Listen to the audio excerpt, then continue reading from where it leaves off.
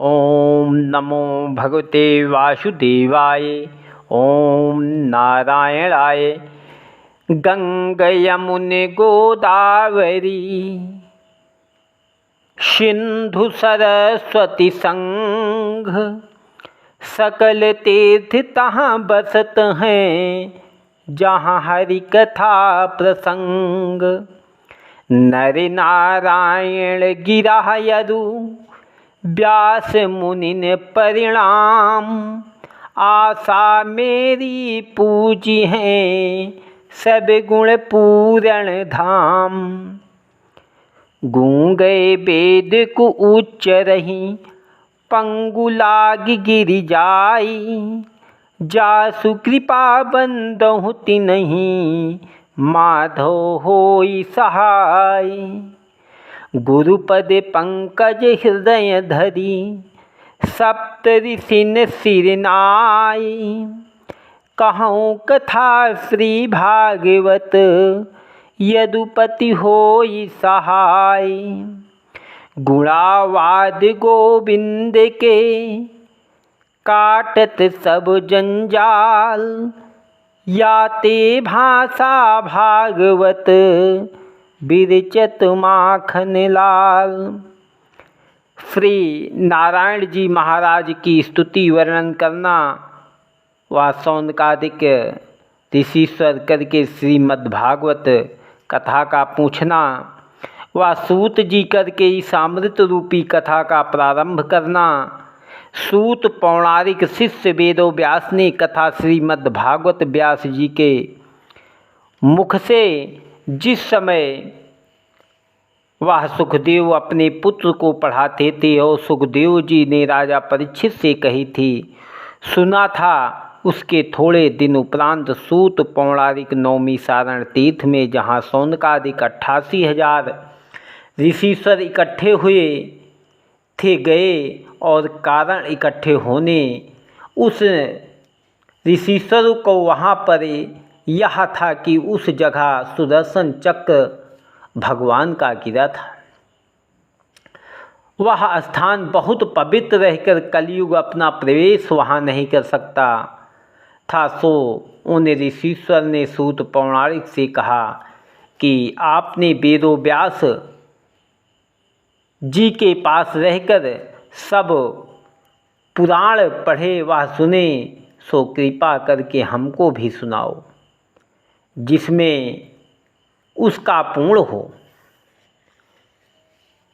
तब सूत जी ने उन ऋषिश्वरों से कहा कि जो आदि निरंकार 14 भुवन रचकर सब जीवों का पालन करते हैं और महाप्रलय के समय चैतन्य आत्मा सब जीवों का फिर उन्हीं त्रिभुवनपति की ज्योति में समा जाता है और वह पर ब्रह्मा अपने तेज से प्रकाशित रहकर ब्रह्मा और महादेव आदि सब देवताओं को ज्ञान देते हैं और जिनकी माया में जगत का सब व्यवहार होता है, उन्हीं आदि ज्योतिष का ध्यान धरकर व्यास जी कहते हैं कि संसारी व्यवहार झूठा होकर परमेश्वर की माया ऐसी बलवान है जिसको कोई भुलाने नहीं सकता।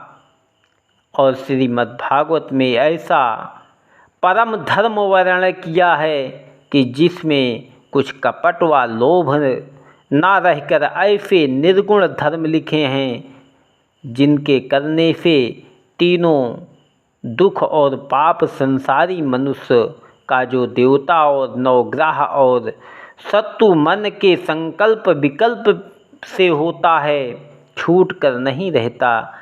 दूसरे युगों में यज्ञ और तप, ध्यान और पूजा बहुत दिन करने में बड़े परिश्रम से श्याम सुंदर की प्रीति उत्पन्न होती थी।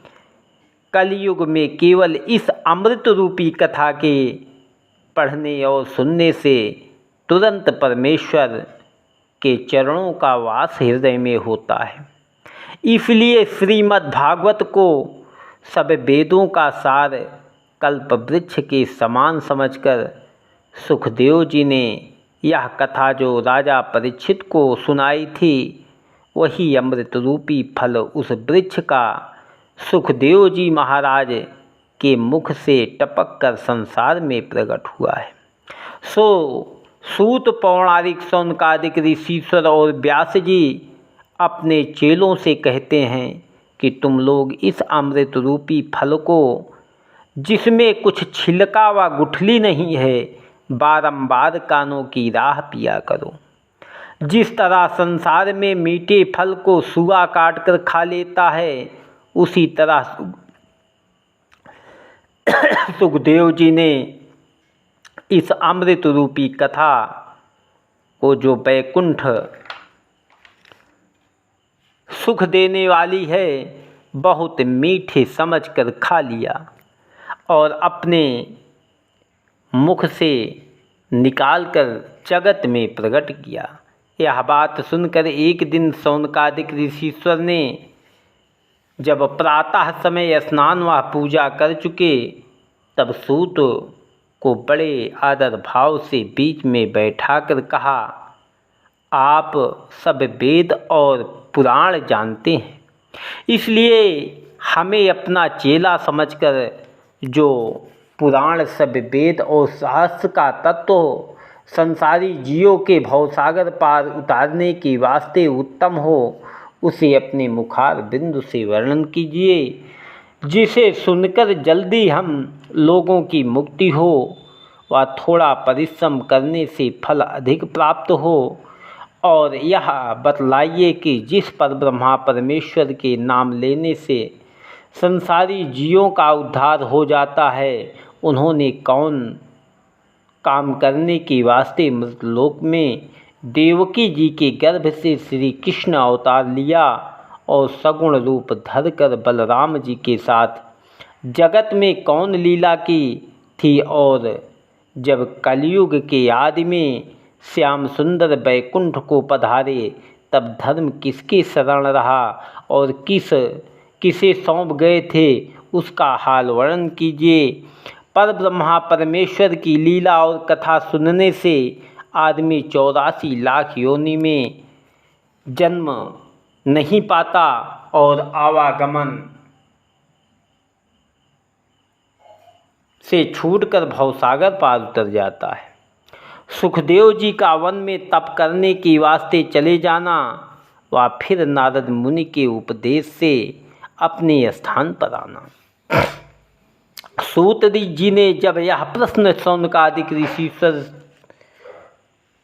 ऋषीश्वरों का सुना, तब मन में बहुत प्रसन्न होकर पहले सुखदेव जी के चरणों का ध्यान किया, जिनके सत्संग से उन्होंने श्रीमद् भागवत सुना था। फिर अपने गुरु वेदो व्यास जी के पद कमल को हृदय में रखकर श्याम सुंदर की चतुर्भुजी मूर्ति को दंडवत करके शौनकादिक ऋषीश्वर से कहा कि तुमने बहुत अच्छी बात पूछी।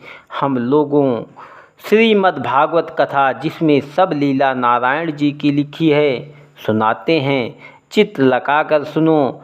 जिस समय सुखदेव जी ने माता के पेट से जन्म लिया, उसी समय मुरली मनोहर का तप करने की वास्ते नार विवाद समेत घर से निकलकर वन का रास्ता लिया। वह उन्होंने मन में विचारा कि यहाँ रहने से हमारा विवाह सब लोग कर देंगे, इसलिए अभी से वन में जाकर हरि भजन करना उचित है, जिससे संसारी माया ना लपटे। जब व्यास जी ने यह हाल पुत्र का देखा, तब प्रेमवश होकर उसे फेर लाने के वास्ते पीछे दौड़े और सुखदेव जी को बहुत पुकार कर कहा कि हे बेटा, खड़े होकर हमारी बात सुन लो।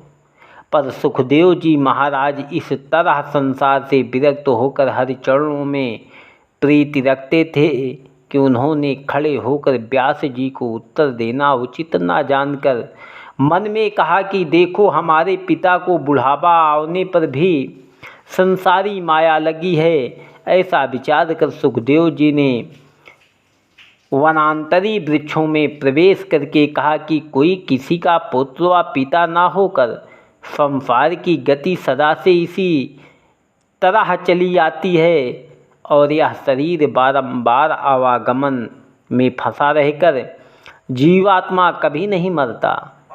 यह बात सुनकर व्यास जी को संतोष हुआ।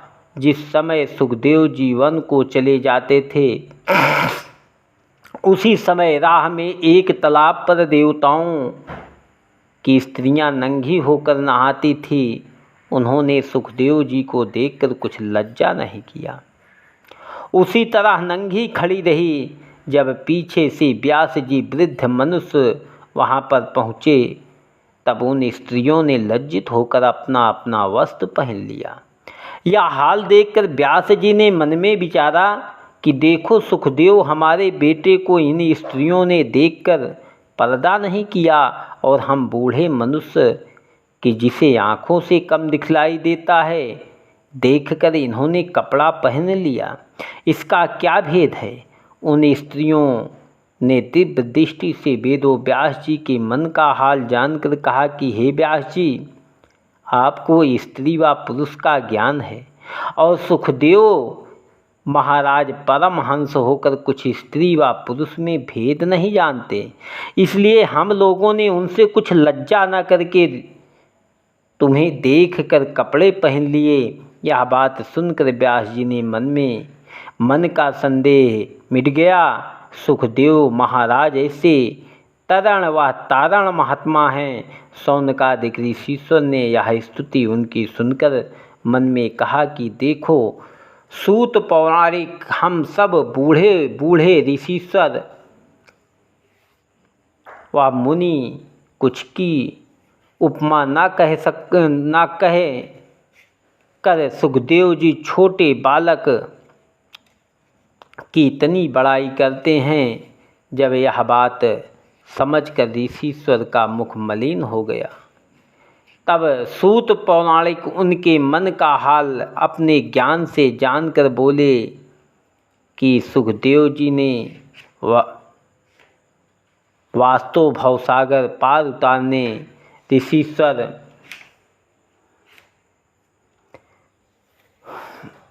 ने मुनीश्वर की यह भागवत कथा जगत में प्रकट किया, इसलिए वह योगी और मुनि के भी गुरु हैं। जब यह वचन सुनकर सबको बोध हुआ तब सूत जी ने ऋषीश्वर से कहा कि कदाचित कोई इस बात का संदेह करे कि जब सुखदेव जी जन्मते ही परमेश्वर का तप करने वास्ते वन में चले गए थे तो उन्होंने भागवत पुराण व्यास जी से किस तरह पढ़ा। उसका उत्तर यह है कि जब सुखदेव जी ने ऋषीश्वर और मुनीश्वर से ज्ञान चर्चा किया तब उनको यह हाल मालूम हुआ कि जिसके साधन करने से हरिचरणों में प्रीत हो वही परम धर्म है। इसलिए सुखदेव जी ने नारद मुनि से मिलकर पूछा कि महाराज, हमको कोई ऐसा ज्ञान बतलाइए जिसमें बीच शरण परमेश्वर की हमारा मन लग जावे। नारद जी बोले, इसका हाल तुम्हारे पिता अच्छा जानते हैं, हमने उनको बतला दिया है। यह बात सुनकर सुखदेव जी वन से अपने पिता के पास चले आए और उनके चरणों पर गिरकर बोले कि आप मुझे कोई ऐसी विद्या पढ़ाइए जिससे हरिचरणों में प्रीत हो। तब व्यास जी ने कहा कि सिवाय पढ़ने भागवत और कोई दूसरा उपाय इसका नहीं है। यह बात सुनकर सुखदेव जी ने भागवत पुराण पढ़ना आरंभ किया। इतनी कथा सुनाकर सूत जी बोले कि जब सुखदेव जी भागवत कथा वेदो व्यास हमारे गुरु से पढ़ते थे तब मैं भी वहाँ था। जो सुखदेव महाविरक्त रहकर एक क्षण कहीं नहीं ठहरते थे। वह भागवत पढ़ने के लोभ से बहुत दिन तक व्यास जी की सेवा में रहे। वह उन्होंने भागवत को बड़े प्रेम से पढ़ा और सुखदेव जी को संघ परमहंस व ऋषीश्वर का बहुत प्यारा होकर उनके पास कुछ द्रव्य नहीं था जो देने के लोभ से किसी को अपने पास बुलाते इसलिए उन्होंने भागवत पढ़ा कि इस अमृत रूपी कथा सुनने की इच्छा से योगीश्वर और मुनीश्वर और ऋषीश्वर लोग हमारे पास रहेंगे और इसी कथा का सदावर्तन मैं दूंगा। इतनी कथा सुनकर सूत जी बोले, हे ऋषीश्वर, इस कथा के सुनने से निष्काम भक्ति प्राप्त होती है। वह निष्कपट भक्ति होने से लोग विरक्त और ज्ञानी होकर मुक्ति पदवी पर पहुँचते हैं। इसलिए मनुष्य को चाहिए कि जो काम यज्ञ व तप व और पूजा व्रत शुभ कर्म करे उसमें कुछ चाहना न रखे, तो उसके वास्ते यहाँ सुख होकर मरने उपरांत परलोक बनता है। वह किसी बात की कामना रखने से यह जीव आवागमन में फंसा रहकर भवसागर पार नहीं उतर सकता। भक्ति के बराबर दूसरा धर्म नहीं है। यज्ञ और तप व दान व तीर्थ दूसरे धर्म जो मनुष्य करते हैं, उस धर्म को करने में बड़े परिश्रम से बीच चरण परमेश्वर के प्रेम उत्पन्न होता है। इसलिए इतना दुख उठाना उचित ना होकर मनुष्य को चाहिए कि सच्चे मन से यह अमृत रूपी कथा सुने और मन अपना माया मोह स्त्री व पुत्र झूठे व्यवहार से विरक्त रखकर नारायण जी के चरणों में ध्यान और प्रीति लगावे। जो कोई मन अपना उस ज्योतिष स्वरूप के चरणों में लगाकर परमेश्वर की लीला और कथा सुनता है, उसके हृदय और काम और क्रोध मोह लोभ का जो मैल जमा है वह छूटकर मन उसका इस तरह शुद्ध हो जाता है जिस तरह सिकल करने से लोहे में मूर्छा नहीं रहता। तब उसके हृदय में हरि चरणों का वास हो जाता है। इसलिए मनुष्य को अपनी मुक्ति बनाने वास्ते पहले यह कथा सुनने का अभ्यास करना चाहिए। परमेश्वर की बड़ी कृपा होने से मनुष्य का मन उसकी कथा व कीर्तन में लगता है। बिना भक्ति किए कीर्तन व कथा परमेश्वर की सुने मन शुद्ध नहीं होता। मनुष्य का स्वभाव भी राजसी व तामसी व सात्विकी होता है। देवता की पूजा भी तीन तरह पर होती है, राजसी व तामसी व सात्विकी। व शास्त्र में तामस को काठ से और राजस को धुआं से व सात्विक को आग से दृष्टांत देते हैं। जो अर्थ आग से निकलता है वह बात काठ व धूप से नहीं प्राप्त होती। इसलिए सात्विक भक्ति व पूजा करने वाले मुक्ति पदवी पर पहुँचते हैं। संसार में जितना धर्म यज्ञ व तप व व्रतादिक का है वह सब इस तरह परमेश्वर के रूप में गत हो जाते हैं जिस तरह बरसात में नदी नाले का पानी बहकर समुद्र के बीच मिल जाता है। ओम नमो भगवते वासुदेवाय। ओम नारायणाय नमः।